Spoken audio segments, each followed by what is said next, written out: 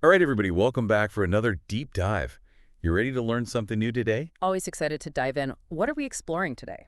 Today, we're going deep into the world of martial arts, specifically grading systems, those belts and ranks. Oh, yeah. I feel like everyone has an opinion on those. Exactly. And we've got one expert's take on how to rethink those systems to nurture individual growth. Sounds intriguing. It is. And get this, we only have one article for this deep dive. Yes, one. Yeah, but trust me, this thing is packed with insights. The expert has trained in Taekwondo, Wing Chun, and Ninjutsu. Wow, that's like a martial arts trifecta. It is so, get ready to challenge your assumptions about what it means to level up not just in martial arts, but in any skill. I'm all ears. So what's so cool about this article is it's not just about belts and ranks. It's deeper than that. Way deeper. It's about making the whole system more human, less rigid, more focused on the individual. That's a really interesting concept, especially with something as traditional as martial arts. Right. Like imagine a martial arts system that felt more like a personal training session, but for your skills. And DZ, your spirit. I like where you're going with this. So let's start with the expert's background. Yeah. They've got tons of experience across different styles. Yeah, that Taekwondo, Wing Chun, and Ninjutsu combo is pretty impressive. But what's really fascinating is how they use those different experiences to suggest a whole new approach to Taekwondo gradings. So they're drawing on those other styles. Exactly. They notice some key differences in how those styles approach the idea of leveling up. I'm curious about those different spill the beans. Okay, so take Wing Chun, for example. It's all about continuous feedback from the instructor. Like having a coach in your corner every step of the way. Ah, so the grading itself becomes almost like a formality. Exactly, because you're constantly proving your progress through that feedback loop. That makes a lot of sense. And then you've got Ninjutsu, which is known for its focus on strategy and adaptability. Ninjutsu always seemed so mysterious. Right. And their gradings reflect that they focus more on understanding the principles and making tactical decisions under pressure. So it's not just about kicking high or punching hard? Nope, it's about knowing when to use those techniques, making the right choice at the right time. So it's more about the mental game, too. Exactly. And that brings us back to Taekwondo and the experts' proposed changes. Okay, lay it on me. They're advocating for a more personalized and direct approach to grading, borrowing from the strengths of Wing Chun and Ninjutsu. So ditching those standardized tests. Exactly. It's about moving away from that pass-fail mentality and creating an ongoing dialogue between instructors and students. So instead of that one big test, it's more like regular check-ins with your coach to see how you're doing and what to focus on next. That's it. It's like a constant feedback loop geared towards your individual progress and needs. This is really making me rethink the whole concept of grading. And the best part is the expert actually tested this approach and saw some amazing results. Oh, really? What kind of results? Both the students and the instructors felt more energized and motivated in their training. Wow, that's a win-win. Right. And there's this great anecdote in the article about a student who was diligently applying the feedback they're getting. Uh-huh. And the expert felt compelled to acknowledge their efforts right then and there instead of waiting for a formal grading. That's awesome, recognizing and celebrating those small wins along the way. Exactly. It shows that this isn't just some theoretical idea. It can actually work in practice. I'm sold, but I bet some people are out there thinking, wait, what about the belts? You took the words right out of my mouth. What happens to that whole system? Doesn't it kind of throw things out of whack? That's a valid question. Yeah. Belts are a big deal in martial arts. They represent achievement and tradition. Years of hard work, right? Exactly. But the expert doesn't think we need to completely ditch them. Oh, so there's a middle ground. That's what they're suggesting. Yeah. It's about shifting our perspective a little bit. Okay, I'm listening. What if we saw belts not as the ultimate goal, but as milestones on a larger journey? I see. So it's not about chasing that black belt. It's about recognizing your own progress and growth along the way. You got it. And that's where the idea of personalization really shines. How so? Well, maybe someone's amazing at sparring but needs to work on their forms. A personalized system lets you recognize those strengths and weaknesses without making it a pass or fail thing. That makes sense. You're celebrating the whole journey, not just the destination. Exactly. Yeah. And you know what this got me thinking about? How this could apply to all sorts of skills, not just martial arts. You're thinking outside the dojo now. I think about learning a new language or coding ed. Imagine having a system tailored to your learning style and pace. I like where you're going with this. But before we get too carried away, we need to address the elephant in the room. Uh-oh, what's that? How do you make sure this personalized approach doesn't become a free-for-all, especially with multiple instructors? Yeah, you don't want students getting mixed messages about their progress. Exactly. That's where consistent feedback and shared standards come in. We'll have to dive into that more after the break. We will, but first we want to hear from you, our listeners. That's right. Tell us about your experiences with feedback and recognition. What's worked for you, what hasn't? We'll be right back with more after this short break. So how do we make sure everyone's on the same page? With feedback and all. Right, because you don't want one instructor saying you're amazing at something and another saying you need to work on it. Exactly. That's where the idea of shared principles and criteria come in. Shared principles, so like a common understanding of what good technique looks like. Precisely. It's like having a blueprint that all the instructors can refer to. So even though the feedback is personalized, it's still grounded in that shared understanding. Exactly. It's like having different chefs in a restaurant. They might have their own specialties, but they're all following the same recipes. I like that analogy. It keeps things consistent. Right. And the expert suggests a few ways to make sure everyone's on the same page, things like regular meetings for instructors. Oh, so they can discuss teaching methods and grading criteria, make sure everyone's aligned. Exactly. And establishing clear guidelines that everyone agrees on. So it's not just about winging it. There's a structure in place. Right. A framework for personalized feedback, you could say. And they even talk about using digital tools to track progress. Like a shared platform where everyone can see how students are doing. Exactly. It could be super helpful for larger schools or those with multiple locations. Yeah, it'd be like having a digital coach that everyone can access. Okay, so we've talked about consistency, but what about the other side of the coin? The tradition aspect. Right, because martial arts is steeped in tradition. For sure. And for some people, the idea of moving away from standardized tests and belts might feel like you're diluting the art. Like you're taking something away from it. Exactly. So how do you balance this personalized approach with those traditional elements? Well, the expert believes we can honor tradition while still adapting to the needs of modern learners. It's about finding that sweet spot, right? Exactly, and they suggest maybe we shift our view of belts a little bit.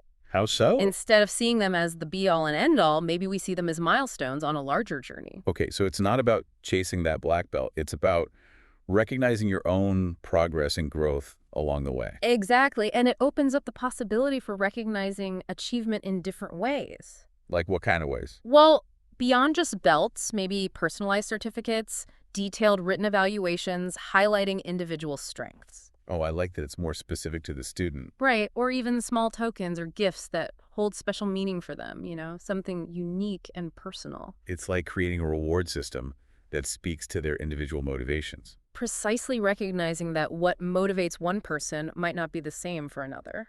And that brings us back to that core principle of personalized learning.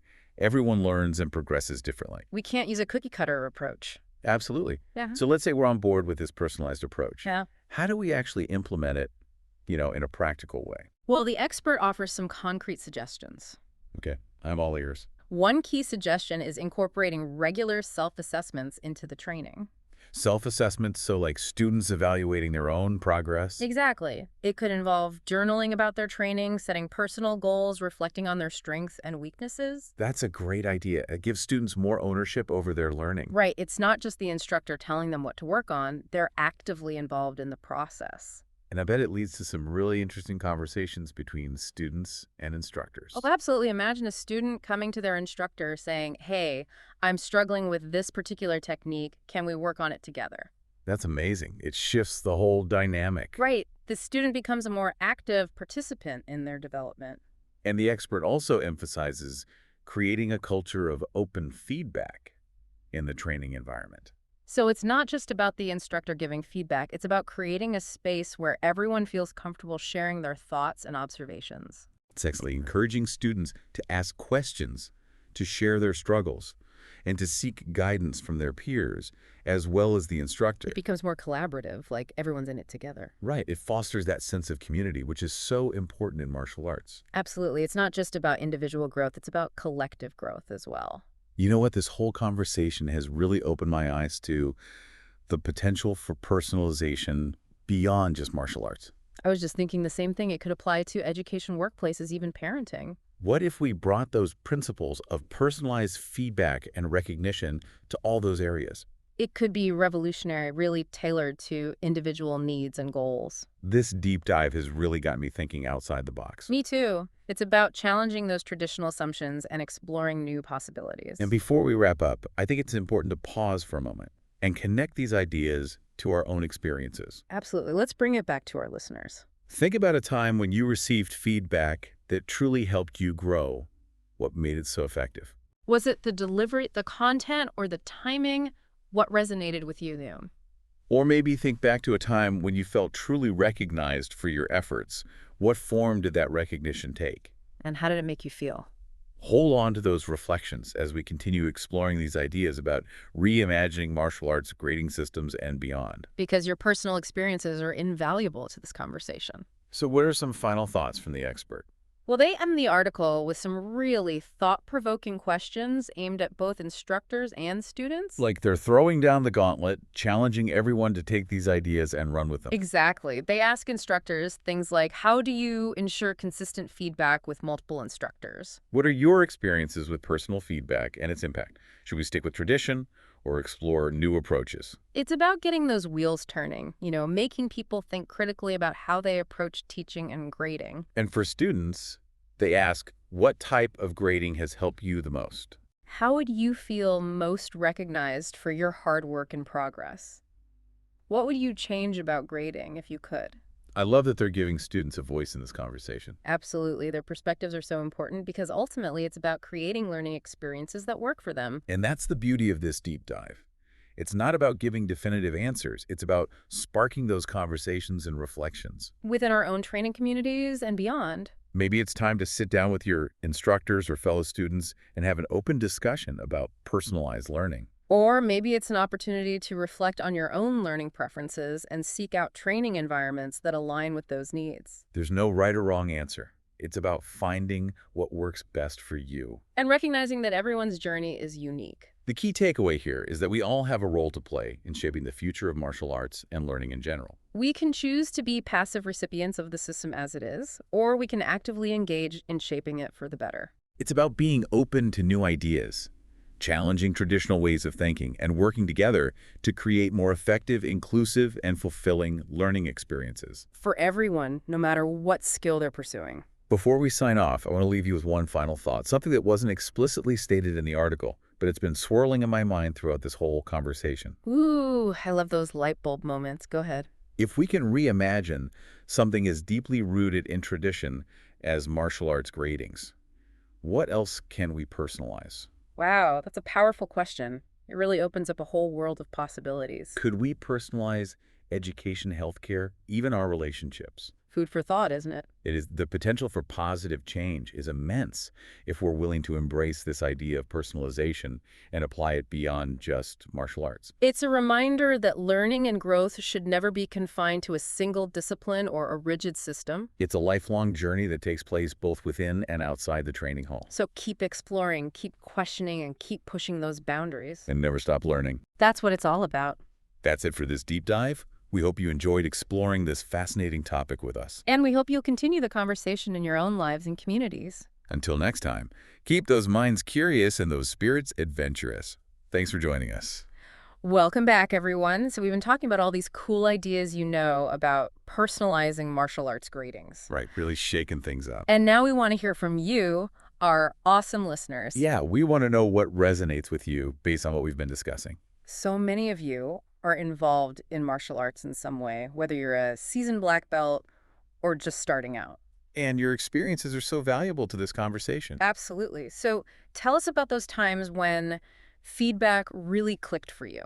Those moments when something just made sense and helped you level up your skills. What made that feedback stick with you? Was it how it was delivered, the content itself, or maybe the timing? Yeah, think about what really resonated with you and share those experiences with us. And on the flip side, how have you felt most recognized for your hard work in martial arts? Was it getting a new belch? A word of encouragement from your instructor? Or something else entirely? We really want to hear those stories because they add so much to this conversation. All right, so let's get back to the article and see how the expert wraps things up.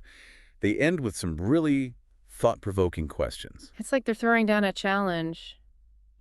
pushing everyone to really think about these ideas. For sure. So for all the coaches out there, they asked, how do you ensure consistent feedback, especially with multiple instructors? It's a tough one, right? Because you want to make sure all the students are getting clear and consistent guidance. Exactly. And they also ask, what are your experiences with personal feedback and its impact? Have you seen it work? Have you seen it fail?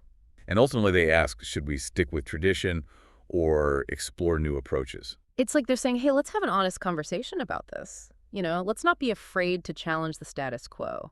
And for all the students listening, they ask, what type of grading has helped you the most? What has really made a difference in your journey?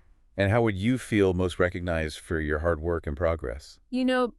Beyond just the belts and certificates, what really makes you feel seen and valued? And maybe the most important question of all, what would you change about grading if you could?